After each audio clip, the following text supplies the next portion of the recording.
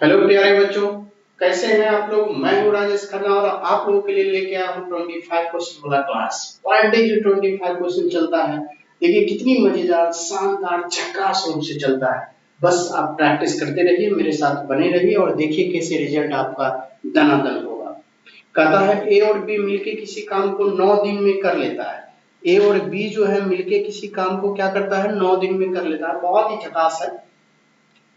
देखिए यहाँ से यह ए और बी है और मिलकर के 9 दिन में कर लेता है, राइट।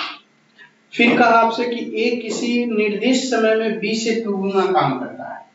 ए जो है बी से 3 गुना काम करता है। ये तो इफिशियंसी दे दिया ना, इफिशियंसी दे दिया, कैपेसिटी। तो बोला ए अकेला काम को कितने दिन में करेगा, यानी आपसे निकालना है ए उस काम को कितने दिन में करेगा। तो देखिए यहाँ पर जो दिया हुआ है डेज किसका दिया हुआ है, दोनों मिलके 9 दिन दिया हुआ है। तो मिलके 9 दिन दिया हुआ है तो मिलके इफिशियंसी कितना होगा, 3 आए 4, राइट। हमेशा याद रखिएगा जो गिवन है उसी के साथ मल्टीप्लाई कर दीजिएगा इफिशियंसी। अगर इफिशियंसी मिलके दिया हुआ है 9 दिन तो मिलके इफिशियंसी से गुना कर देंगे और जिसका निकालना पूछे उसके इफिशियंसी से भाग देंगे। किसका निकालना पूछे, ए का, ए की इफिशियंसी 3 और 3 से ये कट जाएगा, यानी कि ये कितने दिन में एक काम को करेगा, उसी काम को 12 दिन में करेगा। राइट आंसर 12 दिन हो जाएगा। चलिए इस तरीके से सवाल बन गया आपका। नेक्स्ट क्वेश्चन में आ जाइए। क्वेश्चन नंबर 2 क्या कहता है, देखिए कितनी झकास है। क्वेश्चन नंबर 2 कहा आपसे कि दो बेलन का व्यास दिया हुआ, राइट, तो उनके आयतन इक्वल है। याद रखिएगा बहुत ही झकास क्वेश्चन ये पूछा। क्या करेगा, यहां से बेलन, दो बेलन सिलेंडर है, सिलेंडर यहां से 1 और सिलेंडर ये 2, राइट, और दोनों के व्यास। तो अनुपात के केस में जो व्यास होता है वही रेडियस होता है। तो दोनों का अनुपात कितना हो गया, 3:2 का। और आपसे बोला उसके ऊंचाई का अनुपात निकालें। कब, जब दोनों के वॉल्यूम जो है यानी कि आयतन जो है वो दोनों के V1 और V2 के जो वॉल्यूम है वो दोनों के इक्वल है।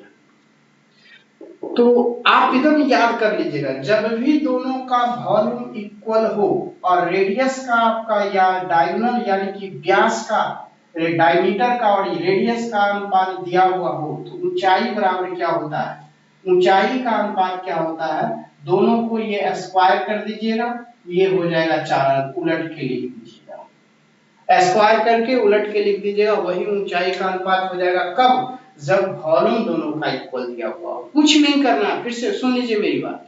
जब भी दो सिलेंडर यानी बेलन का आयतन बराबर हो तो आपको क्या करना है, जो रेडियस दिया हुआ है डायमीटर उसको स्क्वायर कर दीजिए, उलट के लिख दीजिए, वही आपका ऊंचाई का अनुपात हो जाएगा। मेरी बात अच्छे से सुन रहे हैं, अगर सुन रहे हैं अच्छा लगा तो कमेंट भी करते चलना। चलिए नेक्स्ट क्वेश्चन, क्वेश्चन नंबर 3 क्या कहता है, देखिए बहुत ही झकास है। क्वेश्चन नंबर 3 कहा एक व्यापारी ने एक साइकिल को 10% हानि पर बेची। यहां से कहा कि एक व्यापारी ने एक साइकिल को 10% हानि पर बेची, तो बोला साइकिल को 10% हानि पे बेची यानी कि ये लॉस हो गया, राइट, हो गया। फिर कहा यदि बिक्री मूल्य 200 रुपये बढ़ा दिया जाए तो 6% का लाभ हो जाता है। 6% का लाभ हो जाता है, यहाँ पे प्रॉफिट हो जाएगा ऐसे। तो जब भी दोनों दो रंग ये लॉस ये प्रॉफिट पे जोड़ देते हैं 16%, यही बराबर हो गया आपका 200 रुपये। बड़ा बोला क्रय मूल्य कितना था, 100% कितना, निकल गया आंसर 200/16 into 100। जितना फास्ट काट लीजिए आंसर हो जाएगा। 16 से आपका एक बार में 16 बचा 40, 16 दूना 32 बचा 8, 16 पंचे 80 और ये 0, यानी कि 1250 रुपया उसका क्रय मूल्य हो जाएगा। इस तरीके से आंसर हुआ 1250, 1250। अब चले आइए नेक्स्ट क्वेश्चन। नेक्स्ट क्वेश्चन देखिए कितना झकास है। क्वेश्चन नंबर 4 आपके स्क्रीन पे क्वेश्चन नंबर 4 इस तरीके से दिखा। बोला किसी शहर में 40% लोग निरक्षर हैं, 60% लोग निर्धन हैं। और सभी ये क्वेश्चन में थोड़ा सा एरर है, इसलिए इसको क्वेश्चन को ना बनाएंगे तो नेक्स्ट पे चलता हूँ। इसमें एरर है थोड़ा सा, इसको मैं हटा लेता हूँ, ठीक है। क्वेश्चन नंबर 5 पे आ जाएंगे। 5 क्या कहता है उसको देखिए। क्वेश्चन नंबर 5 4 में एरर था इसलिए मैंने छोड़ दिया। क्वेश्चन नंबर 5 पे आएंगे। बोला एक 100 मीटर लंबी ट्रेन जो कि 50 किलोमीटर प्रति घंटा की रफ्तार से चल रही है और किसी स्तंभ को पार करने में कितनी समय लगी। समय बराबर क्या होता है? समय बराबर जो होता है वो डिस्टेंस बाय स्पीड होता है, राइट। बोला कि 100 मीटर लंबी ट्रेन जो 50 किलोमीटर प्रति घंटे से जा रही है और किसी स्तंभ को पार करेगी, तो किसी स्तंभ को पार करेगी इसका मतलब अपनी लंबाई पार करेगी, तो अपनी लंबाई उसको कितना है 100 और स्पीड कितना है उसको 50 किलोमीटर पर आवर और सेकंड में आंसर देना है तो 5 बाय कितना हो जाएगा 80। ठीक है यहाँ से तो आपका यहाँ से 5 बाय 80 यहाँ पे ये 50 से ये आपका 2 होगा 18 गुना 36 अब 5 से भाग देंगे तो आपका कितना हो जाएगा 7.2 7 पचे 35 बचा 1 5 गुना 10 यानी कि 7.2 सेकंड आपका आंसर हो जाएगा। यानी कि वह ट्रेन जो 100 मीटर लंबी है 50 किलोमीटर पर आवर से जाती है तो वह स्तंभ को 7.2 सेकंड में पार कर जाएगी, खचाक से निकल जाएगी। तो चलिए हम लोग यहाँ से नेक्स्ट क्वेश्चन पे चलता हूँ। क्वेश्चन नंबर 6 क्या कहता है देखिए। ये भी आपका झकास क्वेश्चन है। क्वेश्चन नंबर 6 की ओर आते हैं। 6 में आते हैं।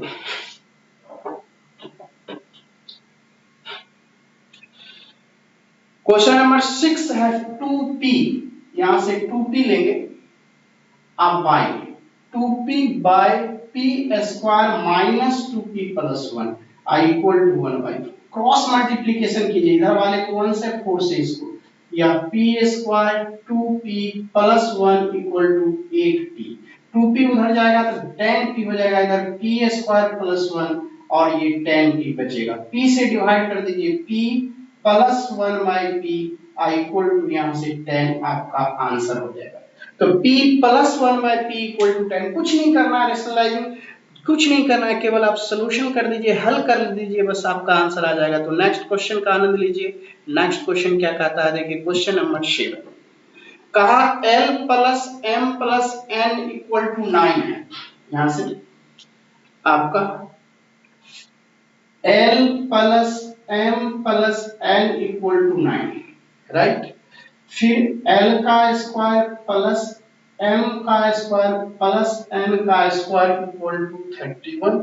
तो आपसे बोला lm plus m lm mn और nl का वैल्यू क्या होगा ये पूछा। देखिए कितना झकास क्वेश्चन। कुछ करना तो होता नहीं है, बहुत ही शानदार तरीके से सवाल को बन जाता है। केवल आपको पेशेंस रखना है। सवाल कैसे बनता है देखिए, कुछ नहीं करना है, बहुत आसानी से बन जाएगा। यदि मैं यहाँ पे l की जगह पे कुछ नहीं करना, ये फॉर्मूला ये जो आपका दिया हुआ इसको दोनों तरफ स्क्वायर कर दीजिए। जब आप स्क्वायर करेंगे तो क्या होगा a plus b plus c का होल स्क्वायर l का स्क्वायर फिर b का स्क्वायर m का स्क्वायर प्लस यहाँ से n का स्क्वायर और 2 into L M plus M N plus N L ये आपका बराबर की तरफ 81। अब इसका वैल्यू आपको ऑलरेडी दिया हुआ है। क्या दिया हुआ 31। इसका 81 दिया हुआ है तो कितना इसका वैल्यू हो जाएगा। इसका वैल्यू एलएमएन का मान कितना हो जाएगा जो आपका 81 को 31 है। 31 में 81 में से 31 घटाएंगे मतलब 50 की जरूरत है। इसका मतलब है एलएमएन बराबर क्या हो जाएगा 25 LM plus MN plus NN बराबर 25। तो ना 25 दूना 50 और 50 से 31 81 हो जाएगा। तो आंसर तो निकल गया यहाँ से LM plus MN plus NN बराबर कितना 25। देखिए एक ही लाइन मैंने लिखा और आंसर लिख दिया। तो सिर्फ LM plus M plus N ये जो आपका एबीसी के फॉर्मेट है एलएमएन एबीसी तो एबीसी का whole square A square B square C square plus 2 into ab plus bc plus ca बस इसी पे ब्रेक किया आंसर हो गया जो गिवन है डाल दिया। चलिए इस तरीके से नेक्स्ट क्वेश्चन पे आता हूँ। क्वेश्चन नंबर 8 क्या कहता है देखिए। ये भी थ्योरी है। क्वेश्चन नंबर 8 को देखेंगे।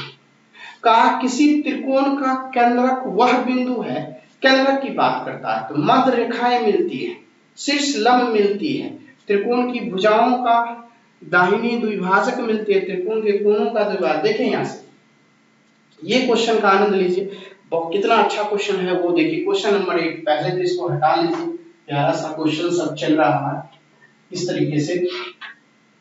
कहा आपका पहला नंबर आपका यहां से जो होगा वो आपका सही हो जाएगा कि माध्यिकाओं का जो मिलन बिंदु होता है वही त्रिभुज का केंद्रक कहलाता है।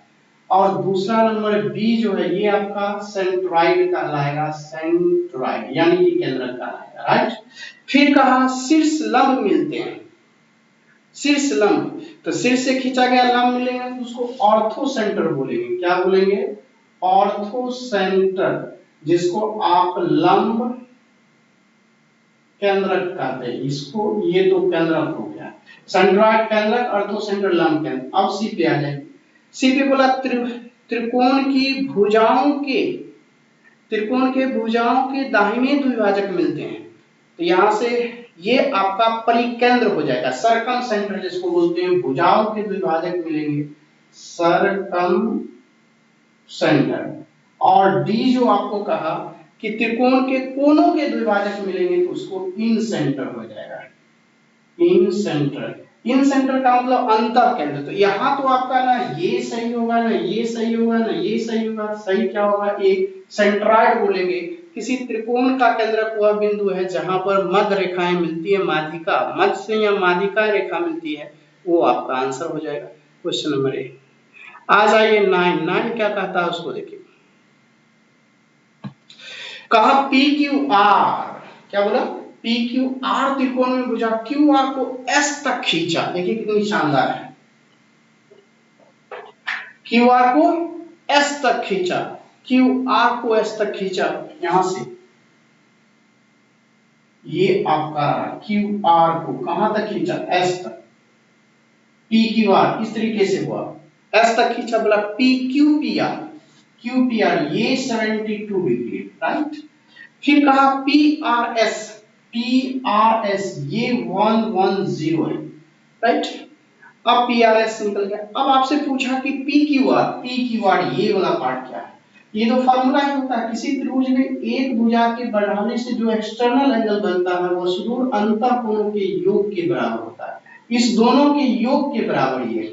इसका अगर मान लेते हैं कि x हो जाएगा, या यहां से x plus 72 equal to 110, x बराबर कितना? 110 माइनस 72, यहां से आपका 8 हो जाएगा और 10 में से गया 38, ये 38 डिग्री हो जाएगा। तो आपका पी क्यू आर का जो वैल्यू निकलेगा 38 डिग्री, यानी option number A is the right answer. हमेशा याद रखिएगा किसी त्रिभुज में एक भुजा के बढ़ाने से बना बहिष्कोण सुदूर अंतः कोणों के योग के बराबर होता है। इसलिए 72 प्लस x इक्वल टू 110 हुआ, तो x का मान 38 निकल गया। चलिए नेक्स्ट क्वेश्चन पे। नेक्स्ट क्वेश्चन आपका क्या कहता है? Question number 10। क्वेश्चन नंबर 10 भी आपका झकास, बहुत ही शानदार। नेक्स्ट पे आएंगे। बोला किसी समलंब एबीसीडी में एडी पैरेलल सीडी है। क्या है? किसी समलंब एबीसीडी में, ये समलंब है इस तरीके से, अब बहुत ही झकास से बनेगा, जिसमें आपका बोला कि एबीसीडी पैरेलल, एबी छोटा है सीडी से, इसका मतलब सीडी बड़ा है, यह 6 है और यह AB parallel CD, AB parallel यहां से ये हो जाएगा ए बी और सी डी 6, दो समांतर भुजाओं के बीच की दूरी, अगर ये 4 दिया हुआ, अगर ये x हो जाए, राइट, तो कहता है एबीसीडी का क्षेत्रफल 16 दिया हुआ है। तो हम लोग इसका क्षेत्रफल क्या जानते हैं? 1/2 और समांतर भुजाओं का योग, यानी कि x प्लस 6 गुने ये दोनों भुजाओं के बीच की दूरी 4 बराबर, यही तो एरिया होता है समलंब चतुर्भुज का। 16 निकल गया। अब यहाँ से 16 है, तो 2 से इसको काटेंगे कितना हो जाएगा? 2, और 2 से काटेंगे यह 8 हो जाएगा। तो क्या हो जाएगा? x plus 6 equal to 8, that is x बराबर 2। ये जो पार्ट x बराबर है ये 2 निकला। यही तो आपसे पूछा कि AB का मान कितना होगा? तो AB equal to x equal to 2 centimetre. सुनहरे अक्षरों से आंसर आ गया। मजा आया? तो ये कंटिन्यू क्लास एकदम पर डे जब क्लास चलती है ना, मजा आ जाता है एकदम। ये कल भी क्लास चला था, आज भी चल रहा है, आगे भी चलेगा। क्या झकास एकदम महसूस ही नहीं होगा कि क्लास नहीं कर रहे हैं सर से। अब चले आइए नेक्स्ट, कहा tan theta plus cot theta equal to 5 दिया हुआ है। यहां से tan theta plus cot theta, यहां से tan theta plus cot theta equal to 5, right. कहता है tan square theta plus cot square theta. जरा इसको यहां से देखिए, tan theta plus 1 by tan theta equal to 5। तो गौर से देखिए, अगर इस पूरे को मानूंगा x, इसको भी x, तो अलजेब्रा में एक फार्मूला बताए थे कि x plus 1 by x equal to a हो, implies and implied by x का square plus 1 by x square क्या होगा, a का स्क्वायर माइनस 2, बताए थे। तो ठीक उसी तरह पे यहाँ पे क्या हो जाएगा, tan का square theta plus 1 by tan का स्क्वायर थीटा, और 25 में से 2 गया ये 23, और इसको और थोड़ा सा मॉडिफाइड कर दीजिए तो ये आपका cot square theta minus 23 is the right answer.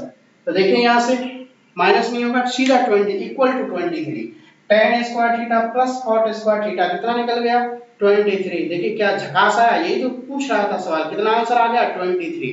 तो इस तरीके से हम लोग नेक्स्ट क्वेश्चन पे चलता हूं। नेक्स्ट क्या कहता है उसको देखिए, क्वेश्चन नंबर 12 आपके सामने इस तरीके से रहा। क्वेश्चन नंबर 12 में कहा किसी संख्या को जब 56 से भाग देते हैं, इस टाइप का जब भी प्रश्न आपके सामने आता है कि किसी संख्या को 56 से भाग देने पर, यानी कि कोई भी संख्या x है उसको आप 56 से भाग देते हैं तो शेष कितना बचता है, 29। ये डिवाइजर हो गया और ये रिमाइंडर हो गया, ये नंबर्स हो गया, राइट। लेकिन प्रश्न में कहा कि फिर उसी संख्या को, इसी x को कहा, उसी x को जब 8 से भाग देते हैं, 8 से भाग देते हैं तो रिमाइंडर क्या होगा।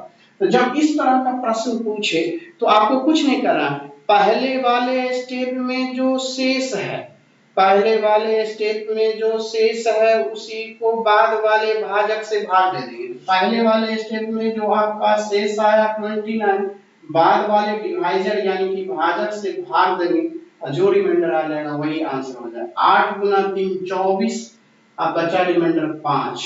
तो इस तरीके से 5 जो है आपका रिमाइंडर आ जाएगा, तो शेष क्या होगा, 5 आपका आंसर होगा। ट्रिक क्या बताया कि ऐसे प्रश्न में पहले वाले स्टेप में जो रिमाइंडर आता है, शेषफल आता है, उसी को बाद वाले भाजक से भाग देके शेषफल यानी आंसर लिखते हैं। तो चलिए हम लोग नेक्स्ट क्वेश्चन पे चलता हूं, क्या कहता है नेक्स्ट क्वेश्चन। क्वेश्चन नंबर 13 पे कहा यदि कोई दुकानदार अपनी वस्तुओं पर ऐसी कीमत अंकित करता है जिसपे 20% छूट देने के बाद उसे 25% का लाभ होता है, तो अंकित मूल्य बताइए। बहुत ही अच्छा क्वेश्चन, अंकित मूल्य बताने के लिए बोला। देखिए यहाँ से सबसे पहले तो बात करता है कि 20% का छूट, गौर से देखिएगा। उसके बाद उसने बात किया कि 25% का लाभ, ये तो छूट का मतलब नीचे, और ये 25% का मतलब कि ये प्रॉफिट होता है। अगर बात करता है अंकित मूल्य कितना होगा, अगर कोई वस्तु 100 रुपए की है, यानी कि यह सीपी मैंने माना, तो एसपी कितना हो जाएगा, एसपी आपका कितना हो जाएगा, 25% प्रॉफिट से 125, राइट। तो अंकित मूल्य कितना हो जाएगा यहाँ से, तो 125 हो गया। तो अंकित मूल्य क्या होता है, जितना डिस्काउंट है उसके होल वैल्यू का उल्टा। इसका फ्रैक्शन में करेंगे कितना होगा, 1/5, और इसका होल वैल्यू कितना हो जाएगा, 4/5। इसी को उलट के गुना कर दीजिए, 5/4, तब इसका कितना आ जाएगा, 625/4। अब यहाँ से 15 चौका 60, तो बचा 6 चौका 24, 1.25 रुपये उसका अंकित मूल्य निकल जाएगा। देखिए तो 156.25 इज द राइट आंसर। जब भी हमने सीपी को 100 मान लिया तो 25% लाभ से कितना एसपी हो जाएगा, 125। तो एमपी कितना होगा, वो एसपी में ये जो डिस्काउंट्स का फ्रैक्शन में बदल लीजिए, उसके बाद होल वैल्यू का उल्टा कितना हो जाएगा, नेगेटिव से डिस्काउंट से 5 में से 1 चला जाएगा, 4/5, और इसको उलट के गुना कर दीजिए, आंसर आ जाएगा। चलता हूं नेक्स्ट क्वेश्चन पे, क्वेश्चन नंबर 14। इस तरीके से आपके स्क्रीन पे 14 ये रहा। देखिए 14 क्या कहता है उसको बनाइए। कहा किसी परीक्षा में 17 विद्यार्थियों का औसत अंक 71 था। इसके लिए भी मैंने रूल दे रखा है कि एवरेज निकालने का बहुत ही झकास तरीका मैंने बताया था कि करेक्ट एवरेज बराबर क्या लिखना है। पहले तो रॉन्ग एवरेज कितना है वो लिख दीजिए कि 71 है। फिर कहा कि 56 की बजाय 65 लिख दिया, यानी कि 56 होनी चाहिए और उसने लिख दिया 65, राइट। फिर कहा कि 50 के बजाय 24 लिख दिया गया, 50 होनी चाहिए, लिख दिया 24। अब इस दोनों को जोड़ लीजिए, जोड़िएगे तो 6 और ये 5 5 10, जोड़ेंगे तो ये 9 और ये 8। अब दोनों को घटा लीजिए, घटा करके संख्या कितनी है 17।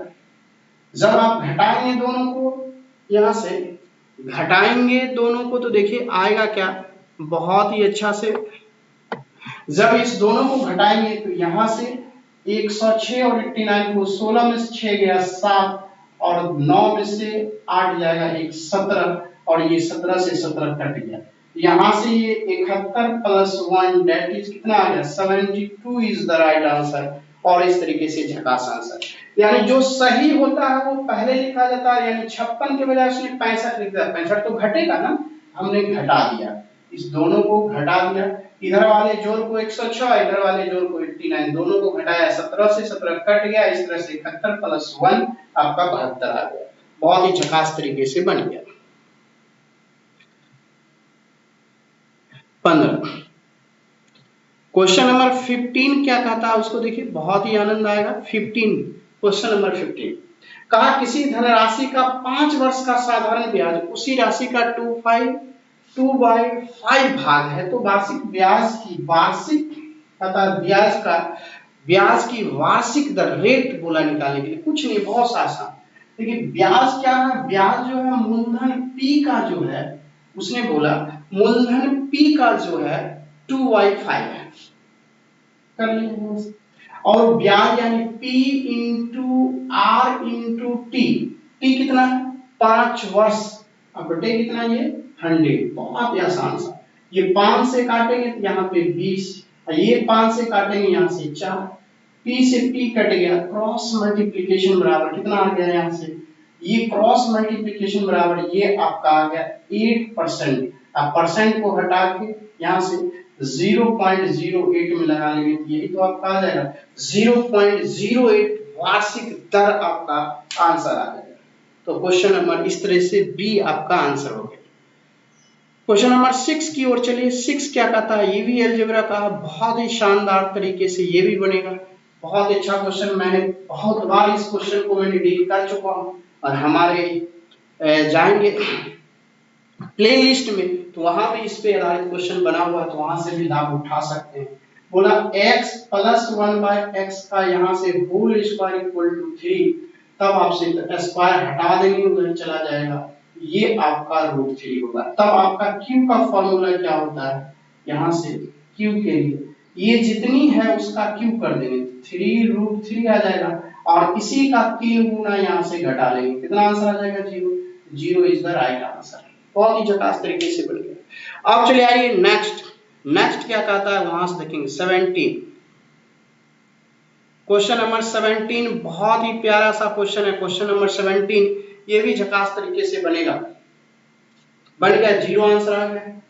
अब चलिए आइए नेक्स्ट क्वेश्चन क्या कहता है आपका कि a minus b equal to 3, यहां से a minus b equal to 3 दिया हुआ है और a square plus b square 25 दिया हुआ है, इस तरीके से।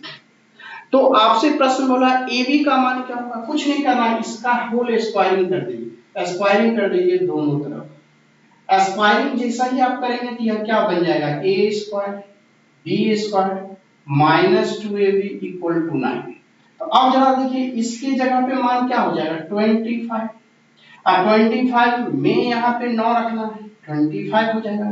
तो 25 होगा तो आपका यहाँ से कितना करेंगे तो 25, यहाँ से ए बी के मान कितना रख दें कि 9 से आ जाए। तो ए बी इक्वल टू यहाँ से अगर 9 लाना है, 25 में से 9 जाएगा तो कितना हो जाएगा 16, यानी ए बी इक्वल टू कितना हो जाएगा 8।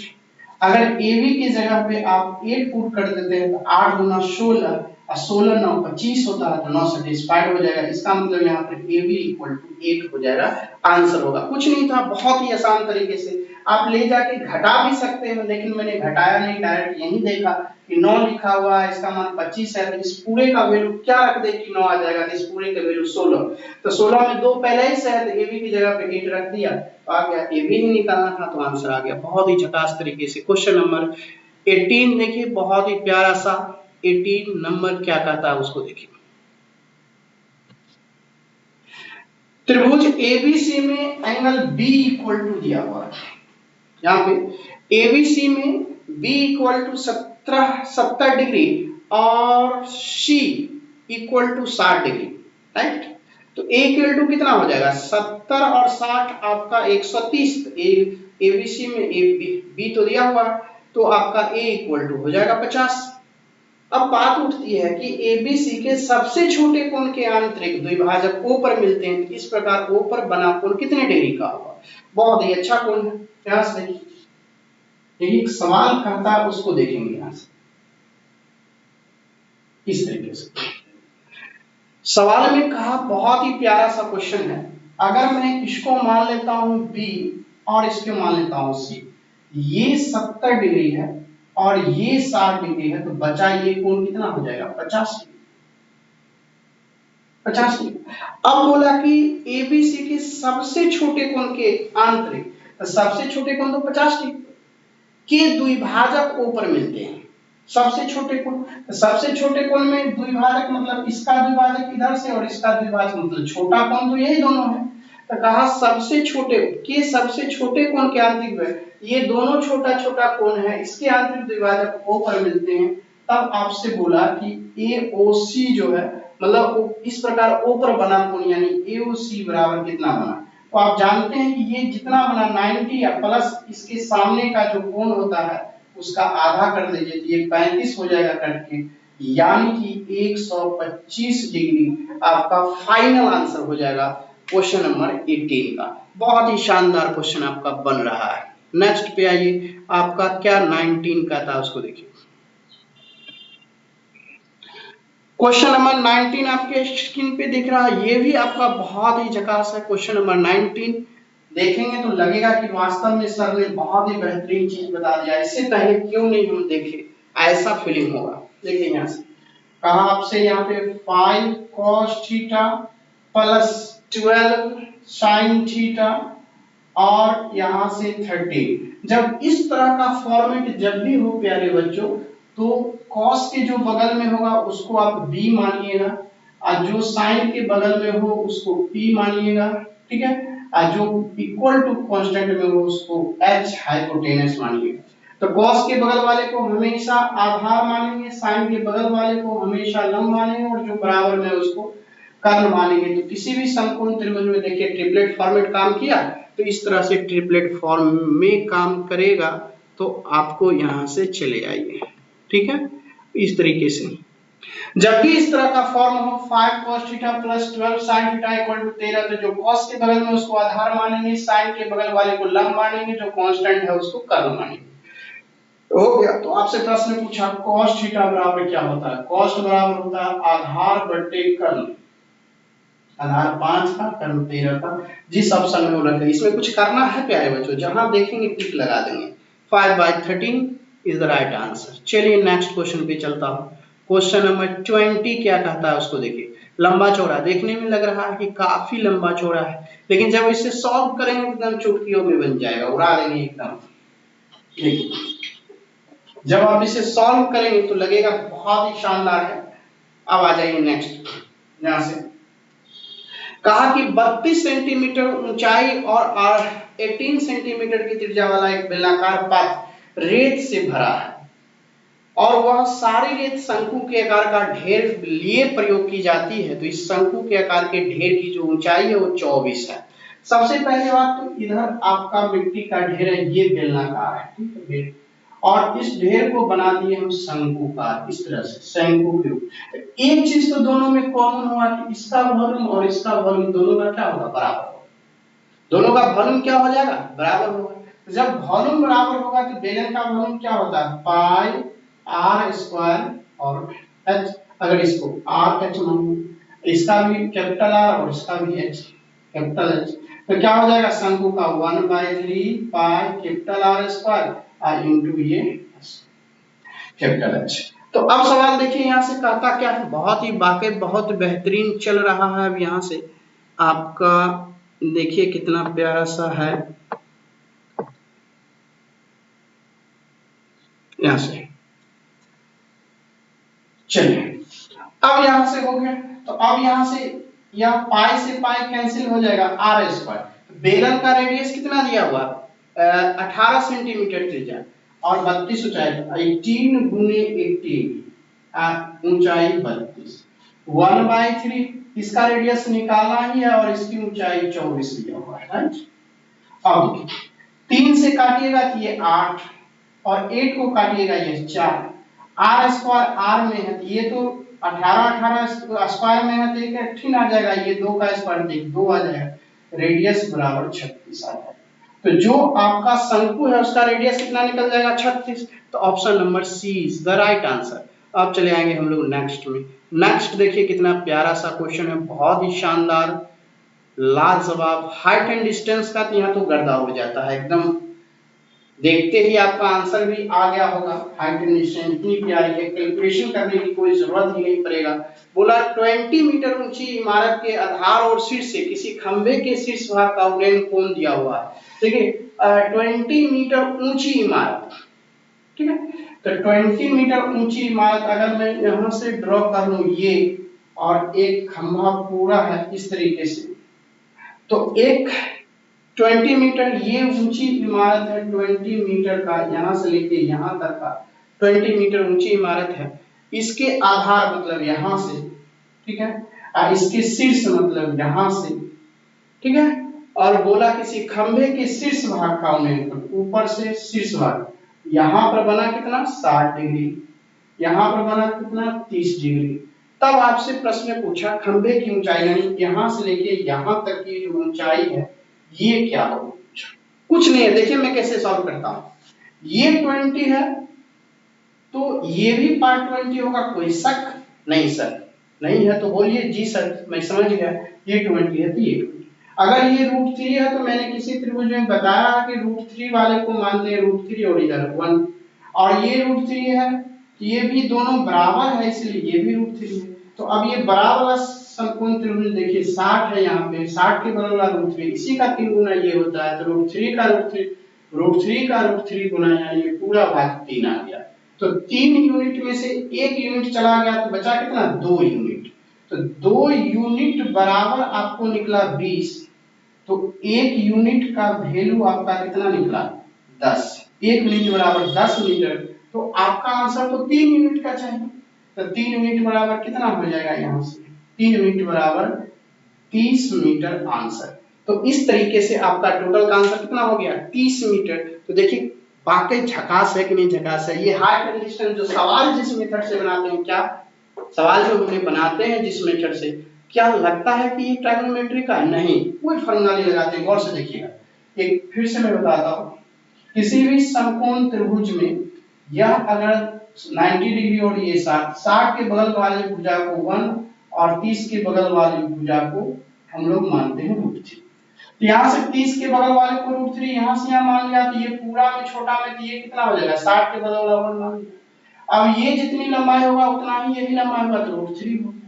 तो अब ये फिर से इस त्रिभुज में मैंने लिया, ये 60 के बगल वाला √3 है तो इसी का √3 गुना तो ये पूरा होता है यानी कि 60 के बगल वाले का √3 गुना कीजिएगा 30 के बगल वाला आता है, इसी का √3 गुना किए यहाँ से यहाँ तक √3 गुना हो गया 3 यूनिट, और 3 में से 1 गया तो 20, 2 बराबर 20 तो 1 बराबर 10, अब ये पूरा ऊंचाई चाहिए 3 यूनिट यानी 3 यूनिट बराबर 30 मीटर। इस तरीके से आंसर निकल गया 30 मीटर।